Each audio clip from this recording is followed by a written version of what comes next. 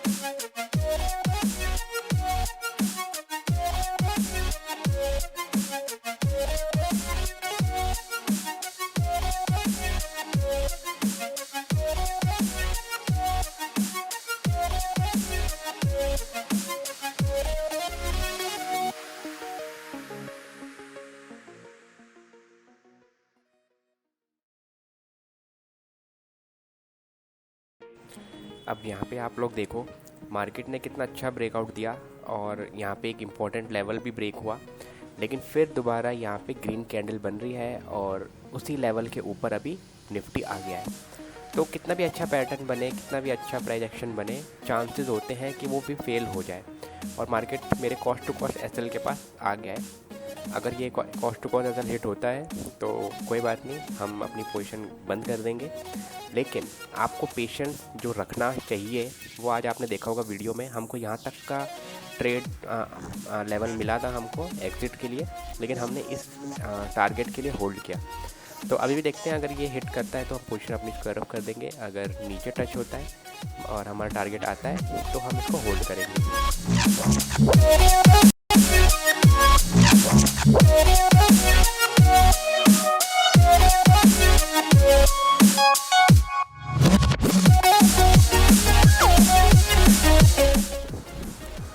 यहाँ पे मेरे को दोबारा से एक रिजेक्शन दिख रहा है। जो हमारा सपोर्ट था जब वो ब्रेक हुआ, मार्केट दोबारा उस सपोर्ट से आके रिजेक्शन ले रहा है।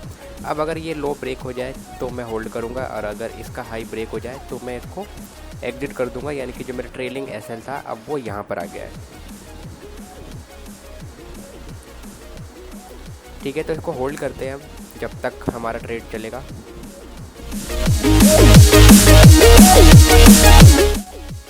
अब इस लेवल से एक रिजेक्शन दिख रही है।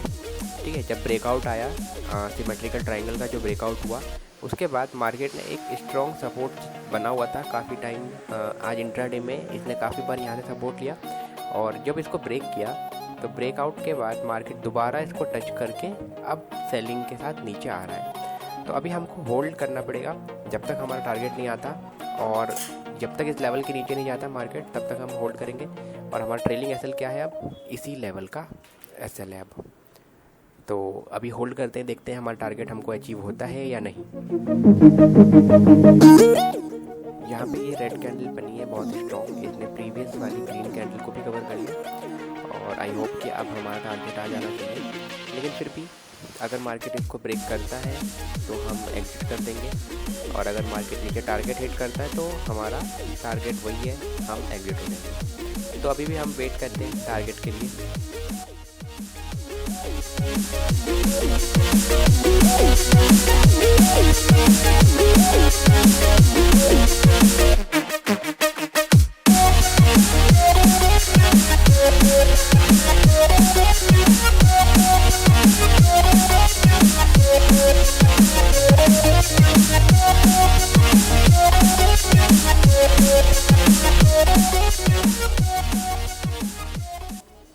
यहाँ से बार बार बायर्स निफ्टी को रोक रहे हैं। अगर ये इसने लो ब्रेक कर दिया तो हमारे लिए ये टारगेट और इजी हो जाएगा।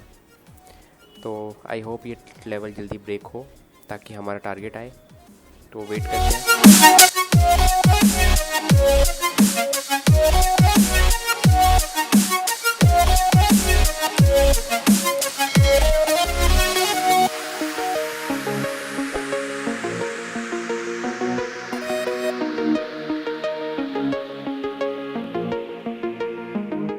अब नीचे से मुझे एक बायर्स का फोर्स दिख रहा है यहाँ पे।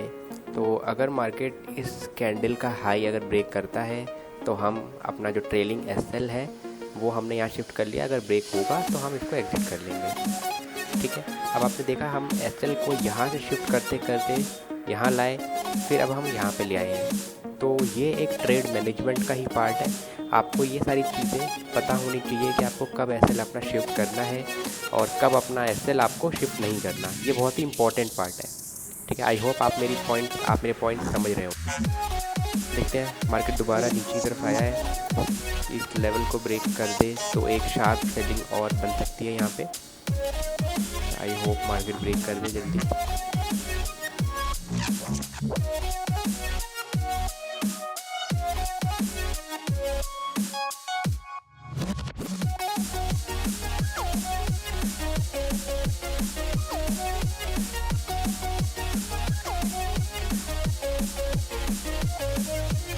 मार्केट हमारे cost to cost SL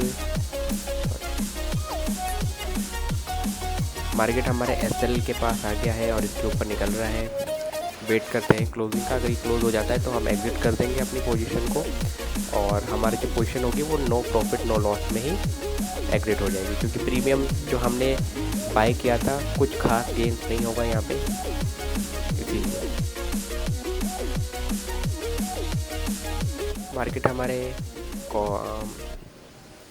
market हमारे ट्रेलिंग एसएल के ऊपर निकल चुका है। अब एक बार वेट करते हैं ये क्लोज हो जाए तो हम अपनी पोजीशन को स्क्वायर ऑफ कर देंगे, otherwise we will wait for our target.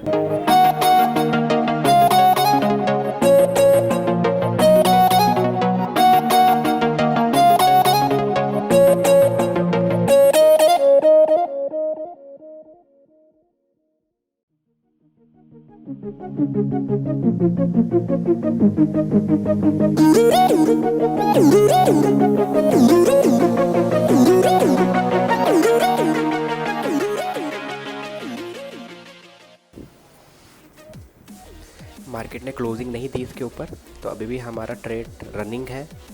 Wait करते हैं अपने टारगेट के लिए। और यहाँ पे अभी टाइम हो रहा है 2:50, 3 बजने वाले हैं, सिर्फ 10 मिनट बचे हैं।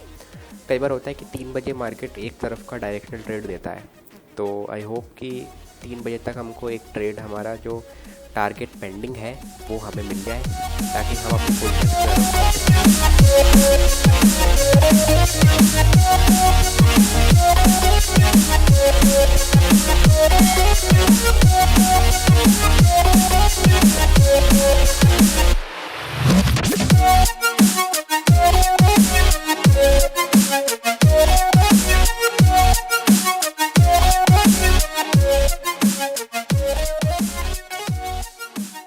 अब यहाँ मार्केट दोबारा हमारे एसएल पे आ गया है। अगर ये क्लोजिंग हो जाती है तो हम इसको स्क्वायर ऑफ कर देंगे, ठीक है। तो अभी भी हम वेट कर रहे हैं अपने ट्रेड पे।